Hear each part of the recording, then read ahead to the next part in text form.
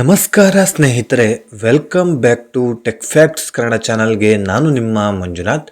ಸ್ನೇಹಿತರೆ, ಗೃಹ ಜ್ಯೋತಿ ಯೋಜನೆ ಅಂದರೆ ಉಚಿತ ವಿದ್ಯುತ್ತನ್ನು ಈಗಾಗಲೇ ಏನು ಕೊಡ್ತಾ ಇದ್ದಾರೋ ಅದರಲ್ಲಿ ಜುಲೈ ತಿಂಗಳಲ್ಲಿ ಒಂದಿಷ್ಟು ಬದಲಾವಣೆಗಳು ಇದೆ. ಅಂದರೆ ಇದೇ ತಿಂಗಳಲ್ಲಿ ಒಂದಿಷ್ಟು ಬದಲಾವಣೆ ಇದೆ. ಸೊ ಆ ಒಂದು ಬದಲಾವಣೆ ಏನಂತ ಹೇಳಿದ್ರೆ, ಮೀಟರ್ ರೀಡಿಂಗಿಗೆ ಯಾರೂ ಕೂಡ ಬರೋದಿಲ್ಲ ನಿಮ್ಮ ಮನೆಗೆ. ಅಂದರೆ ಬಿಲ್ಲನ್ನು ಜನರೇಟ್ ಮಾಡಿ ಏನು ಕೊಡ್ತಾ ಇದ್ರು ಪ್ರತಿ ತಿಂಗಳು, ಅವರು ನಿಮ್ಮ ಮನೆಗೆ ಬರೋದಿಲ್ಲ. ಹಾಗೆ ನಿಮಗೆ ವಿದ್ಯುತ್ ಬಿಲ್ ಕೂಡ ಕೊಡೋದಿಲ್ಲ. ಹಾಗಿದ್ರೆ ಕರೆಂಟ್ ಬಿಲ್ ಬರೋದೇ ಇಲ್ವಾ? ಈ ತಿಂಗಳು ಬಿಲ್ ಕಟ್ಟೋ ಹಾಗೆ ಇಲ್ವಾ? ಹಾಗಿದ್ರೆ ಮೀಟರ್ ರೀಡಿಂಗ್ನ ಮಾಡದೆ ಬಿಲ್ನ ಹೇಗೆ ಕೊಡ್ತಾರೆ? ಈ ತಿಂಗಳು ಬಿಲ್ ಕಟ್ಟೋ ಹಾಗೆ ಇಲ್ವಾ? ಸೊ ಇದೆಲ್ಲ ಡೌಟನ್ನು ಈ ಒಂದು ವಿಡಿಯೋದಲ್ಲಿ ನಿಮಗೆ ಕ್ಲಿಯರ್ ಮಾಡುವಂತಹ ಪ್ರಯತ್ನ ಮಾಡ್ತೀನಿ ಸ್ನೇಹಿತರೆ. ಈಗಾಗಲೇ ಬೆಸ್ಕಾಂ ಸ್ಪಷ್ಟ ಮಾಹಿತಿನ ಕೊಟ್ಟಿದೆ ಸ್ನೇಹಿತರೆ. ಸೊ ಇದ್ರ ಬಗ್ಗೆ ಕಂಪ್ಲೀಟ್ ಮಾಹಿತಿ ನಿಮಗೆ ಗೊತ್ತಾಗಬೇಕಂತ ಹೇಳಿದ್ರೆ ಈ ಒಂದು ವಿಡಿಯೋನ ಕೊನೆ ತನಕ ನೋಡಿದ್ರೇ ನಿಮಗೆ ಅರ್ಥ ಆಗುವಂಥದ್ದು ಸ್ನೇಹಿತರೆ. ಯಾಕೆ ಈ ಒಂದು ಕರೆಂಟ್ ಬಿಲ್ ಕಟ್ಟೋ ಹಾಗಿಲ್ಲ, ಹಾಗೆ ಯಾಕೆ ಈ ಒಂದು ಕರೆಂಟ್ ಬಿಲ್ಲನ್ನು ನಮಗೆ ಈ ತಿಂಗಳು ಕೊಡ್ತಾ ಇಲ್ಲ. ಸೊ ಇದೆಲ್ಲ ಡೌಟ್ಗಳನ್ನು ವಿಡಿಯೋ ಕಂಪ್ಲೀಟ್ ಆಗಿ ವಾಚ್ ಮಾಡಿದ್ರೇ ನಿಮಗೆ ಅರ್ಥ ಆಗುವಂಥದ್ದು. ವಿಡಿಯೋನ ಎಲ್ಲೂ ಕೂಡ ಸ್ಕಿಪ್ ಮಾಡದೆ ಕೊನೆ ತನಕ ನೋಡೋದಕ್ಕೆ ಟ್ರೈ ಮಾಡಿ. ನೀವಿನ್ನೂ ಯಾರ್ಯಾರು ಹೊಸಬರು ನನ್ನ ಚಾನಲ್ನ ಸಬ್ಸ್ಕ್ರೈಬ್ ಮಾಡದೆ ಈ ಒಂದು ವಿಡಿಯೋನ ನೋಡ್ತಾ ಇದ್ದೀರೋ, ಪ್ಲೀಸ್ ಸಬ್ಸ್ಕ್ರೈಬ್ ಮಾಡಿ, ಪಕ್ಕದಲ್ಲಿರುವಂತಹ ಬೆಲ್ ಐಕಾನ್ನ ಕ್ಲಿಕ್ ಮಾಡಿ. ಸಾಕಷ್ಟು ಜನರು ನನ್ನ ವಿಡಿಯೋ ನೋಡಿ ಹಾಗೆ ಹೋಗ್ತಾ ಇದ್ದೀರಾ, ಪ್ಲೀಸ್ ಸಬ್ಸ್ಕ್ರೈಬ್ ಮಾಡಿ, ಸಪೋರ್ಟ್ ಮಾಡಿ ಸ್ನೇಹಿತರೆ. ಪ್ರತಿಯೊಂದು ಇನ್ಫಾರ್ಮೇಷನ್ನ ಕಲೆಕ್ಟ್ ಮಾಡಿಕೊಂಡು ನಿಮಗೆ ತಲುಪಿಸುವಂತಹ ಪ್ರಯತ್ನ ಮಾಡ್ತಾ ಇದ್ದೀನಿ. ಹಾಗಾಗಿ ನಿಮ್ಮಲ್ಲಿ ನಾನು ಕೇಳಿಕೊಳ್ಳೋದೊಂದೇ ಒಂದು, ಸಬ್ಸ್ಕ್ರೈಬ್ ಮಾಡಿ, ಸಪೋರ್ಟ್ ಮಾಡಿ. ಹಾಗೆ ನನಗೆ ಇದೇ ರೀತಿಯಾದಂಥ ಹೆಚ್ಚು ಹೆಚ್ಚು ಮಾಹಿತಿಗಳನ್ನು ನಿಮ್ಮ ಮುಂದೆ ತರಲಿಕ್ಕೆ ಬೆಂಬಲನ ಕೊಡಿ ಅಂತ ಕೇಳ್ಕೊಳ್ತಾ ಈ ಒಂದು ವಿಡಿಯೋನ ಶುರು ಮಾಡೋಣ ಬನ್ನಿ ಸ್ನೇಹಿತರೆ.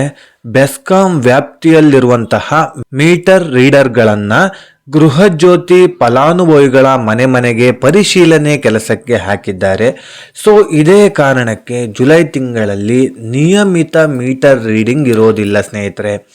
ಅಂದರೆ ಈಗಾಗಲೇ ಪ್ರತಿ ತಿಂಗಳು ನಿಮ್ಮ ಮನೆಗೆ ಯಾರ್ಯಾರು ಬೆಸ್ಕಾಂ ಮೀಟರ್ ರೀಡರ್ಗಳನ್ನು ಕಳಿಸ್ತಾ ಇದ್ರು, ಪ್ರತಿ ತಿಂಗಳು ನಿಮಗೆ ಈ ಒಂದು ಸ್ಲಿಪ್ಪನ್ನು ಕೊಡ್ತಾರೆ. ಇಷ್ಟು ಅಮೌಂಟ್ ಬಂದಿದೆ ಅಂತ ಬಿಟ್ಟು ಕರೆಂಟ್ ಬಿಲ್ಲನ್ನು ಕೊಡ್ತಾರೆ. ಸೊ ಆ ಒಂದು ಕರೆಂಟ್ ಬಿಲ್ಲನ್ನು ಕೊಡುವಂತಹ ಮೀಟರ್ ರೀಡರ್ಗಳು ಏನೇನಿದಾರೋ ಅವರನ್ನು ಈಗಾಗಲೇ ಗೃಹ ಜ್ಯೋತಿ ಫಲಾನುಭವಿಗಳ ಮನೆಗೆ ಪರಿಶೀಲನೆ ಕೆಲಸಕ್ಕೆ ಹಾಕಿದ್ದಾರೆ. ಅಂದರೆ ಜುಲೈ ತಿಂಗಳು ಪರಿಶೀಲನೆ ನಡೀತಾ ಇದೆ. ಇದೆಲ್ಲದೂ ಕೂಡ ನಿಮಗೆ ಈಗಾಗಲೇ ಗೊತ್ತಿರುವಂಥದ್ದು.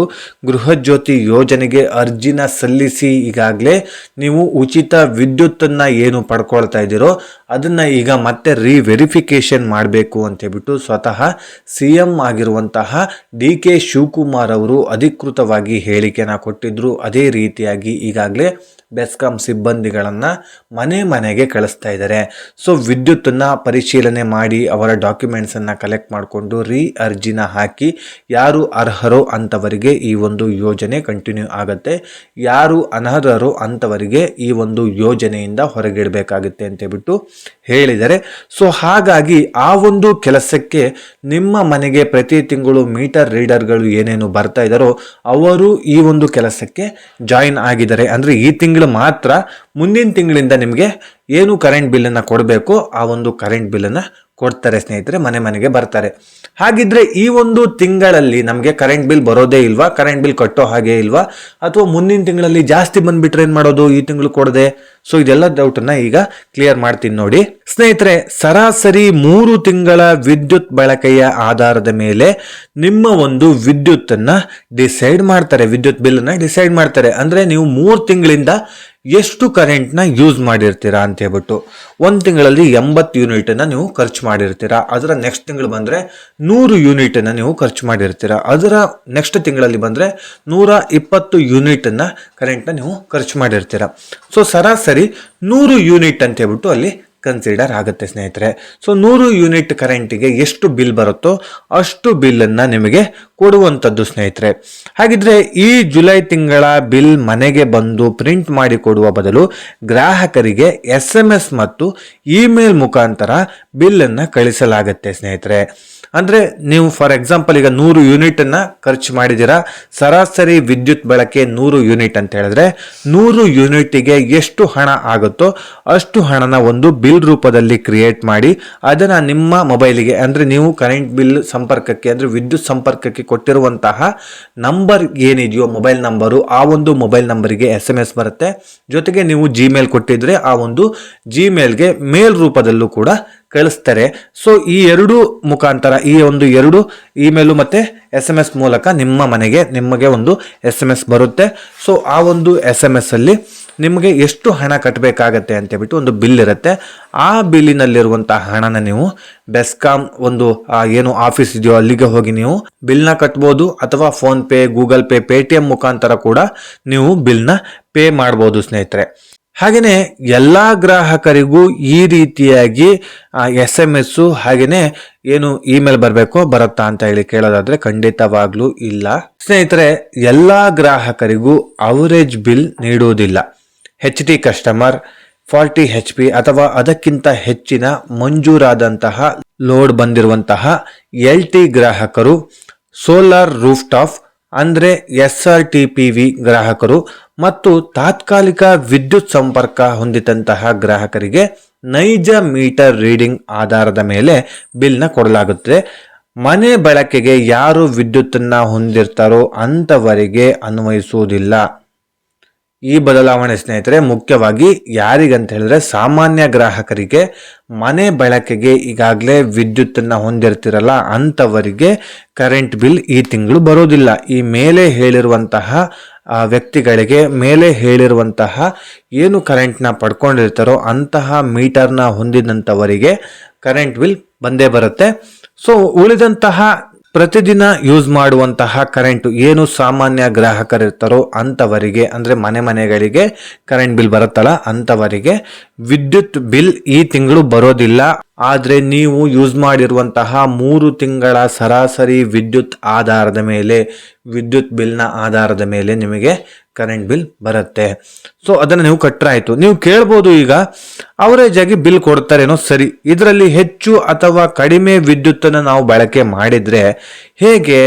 ಈಗಾಗಲೇ ಕರೆಂಟನ್ನು ಕಡಿಮೆ ನಾವು ಯೂಸ್ ಮಾಡಿರ್ತೀವಿ, ಆದರೆ ಬಿಲ್ಲು ಹೆಚ್ಚು ಬಂದಿರುತ್ತೆ. ಸೊ ನಾವು ಹೆಚ್ಚು ಯೂಸ್ ಮಾಡ್ದೇನೆ ಕರೆಂಟ್ ಬಿಲ್ ಜಾಸ್ತಿ ಕಟ್ತಾ ಇದ್ದೀವಲ್ವಾ, ಅಥವಾ ಜಾಸ್ತಿ ಕರೆಂಟ್ನ ನಾವು ಯೂಸ್ ಮಾಡಿರ್ತೀವಿ, ಕಡಿಮೆ ಕರೆಂಟ್ ಬಿಲ್ ಬಂದಿರುತ್ತೆ. ಹಾಗಿದ್ರೆ ಕಡಿಮೆ ಬಂದಿರೋದ್ರಿಂದ ಬೆಸ್ಕಾಂಗೆ ಲಾಸ್ ಆಗೋದಿಲ್ವಾ ಅಂತ ಹೇಳ್ಬಿಟ್ಟು ಕೇಳ್ಬೋದು. ಖಂಡಿತವಾಗ್ಲೂ ಇಲ್ಲ ಸ್ನೇಹಿತರೆ. ಈಗ ಕೊಡ್ತಿರುವಂತಹ ಬಿಲ್ ಏನಿದೆಯೋ, ನಿಮ್ಮ ಮೊಬೈಲಿಗೆ SMS ಬರೋದು ಏನಿದೆಯೋ ಅದು ಒಂದು ಸರಾಸರಿ ಆಧಾರದ ಮೇಲೆ ನಿಮಗೆ ಬರುವಂಥದ್ದು. ಹೆಚ್ಚು ಕಮ್ಮಿ ಮುಂದಿನ ತಿಂಗಳು ಅಂದರೆ ಆಗಸ್ಟ್ ತಿಂಗಳಲ್ಲಿ ನಿಮಗೆ ಸರಿಯಾಗಿ ಬಿಲ್ ಕೊಡೋದಕ್ಕೆ ನಿಮ್ಮ ಮನೆಗೆ ಬರ್ತಾರೆ. ಆ ಒಂದು ಟೈಮಲ್ಲಿ ನಿಮಗೆ ಈ ತಿಂಗಳಲ್ಲಿ ಬಂದಿರೋದಿಲ್ಲಲ್ವಾ, ಜೂನ್ ತಿಂಗಳು ಹಾಗೆ ಆಗಸ್ಟ್ ತಿಂಗಳು ಮಧ್ಯದಲ್ಲಿ ಮೀಟರ್ ರೀಡಿಂಗ್ ಎಷ್ಟು ಓಡಿದೆ ಅಂತ ಹೇಳ್ಬಿಟ್ಟು ತಿಳ್ಕೊಳ್ತಾರೆ. ಅಂದರೆ ನಿಮಗೆ ಜೂನ್ ತಿಂಗಳಲ್ಲಿ ಈಗಾಗಲೇ ಮೀಟರ್ ರೀಡಿಂಗ್ ಬಂದಿರುತ್ತೆ, ನಿಮಗೆ ಬಿಲ್ ಬಂದಿರುತ್ತೆ. ಸೊ ಆ ಒಂದು ಬಿಲ್ನಲ್ಲಿ ಒಂದು ನಂಬರ್ ಇರುತ್ತೆ, ಮೀಟರ್ ಎಷ್ಟು ಓಡಿದೆ ಅಂತ ಹೇಳ್ಬಿಟ್ಟು ಇರುತ್ತೆ. 4298, 4299 ಈ ರೀತಿಯಾಗಿ ನಿಮ್ಗೊಂದು ಎಕ್ಸಾಂಪಲ್ ಹೇಳಿರೋದು, ಜಸ್ಟ್ ಈ ರೀತಿಯಾಗಿ ಕೋಡಿಂಗ್ ಇರುತ್ತೆ. ಓಕೆ, ಒಂದು 4290 ಅಂತ ಇಟ್ಕೊಳ್ಳಿ. ನೆಕ್ಸ್ಟ್ ತಿಂಗಳು ಬಂದು ನಿಮಗೆ ಅಂದರೆ ಜುಲೈ ತಿಂಗಳಲ್ಲಿ ಕರೆಂಟ್ ಬಿಲ್ ಬರೋದಿಲ್ಲ, ಒಂದು ಅವರೇಜ್ ಕೊಡ್ತಾರೆ. ಆಗಸ್ಟ್ ತಿಂಗಳಲ್ಲಿ ನಿಮ್ಗೆ 5000 ಬಂದಿರುತ್ತೆ ಅಂತ ಇಟ್ಕೊಳ್ಳಿ. ಆ 5000ಕ್ಕೂ ಹಾಗೆ 4290ಕ್ಕೂ ಮಧ್ಯದಲ್ಲಿ ಹತ್ತತ್ರ 710 ಯೂನಿಟ್ ಏನೋ ಮಧ್ಯದಲ್ಲಿ ಗ್ಯಾಪ್ ಬರುತ್ತೆ. ಸೊ ಆ 710 ಯೂನಿಟಿಗೆ ಎಷ್ಟು ಅಮೌಂಟ್ ಆಗುತ್ತೆ ಅಂತ ಹೇಳ್ಬಿಟ್ಟು ಲೆಕ್ಕಾಚಾರ ಮಾಡ್ತಾರೆ. ಸೊ ಅದನ್ನ ಈಗಾಗಲೇ ನೀವು ಜುಲೈ ತಿಂಗಳಲ್ಲಿ ಸರಾಸರಿ ಆಧಾರದಲ್ಲಿ ನೀವು ಕಟ್ಟಿದ್ದೀರಲ್ಲ, ಅದನ್ನ ಮೈನಸ್ ಮಾಡ್ತಾರೆ. ಇನ್ನುಳಿದಂಥ ಹೆಚ್ಚು ಕಮ್ಮಿ ಒಂದು 400 ಯೂನಿಟು ಅಥವಾ 300 ಯೂನಿಟು ಅದಕ್ಕೆ ನಿಮಗೆ ಹಣ ಬರೋದಕ್ಕೆ ಶುರುವಾಗುತ್ತೆ. ಈ ರೀತಿ ಪ್ಲಾನ್ನ ಈಗಾಗಲೇ ಬೆಸ್ಕಾಂಗಳು ಮಾಡ್ಕೊಂಡಿರುವಂಥದ್ದು. ಸೊ ಈ ರೀತಿ ಪ್ಲಾನ್ ಏನಕ್ಕಂತ ಹೇಳಿದ್ರೆ ನಿಮ್ಗೆ ಈಗಾಗಲೇ ಹೇಳಿದ್ದೀನಲ್ಲ, ಮೀಟರ್ ರೀಡಿಂಗ್ ಮಾಡುವಂತಹ ವ್ಯಕ್ತಿಗಳು ನಿಮ್ಮ ಮನೆಗೆ ಬರೋದಕ್ಕೆ ಈ ತಿಂಗಳು ಸಾಧ್ಯ ಇಲ್ಲ.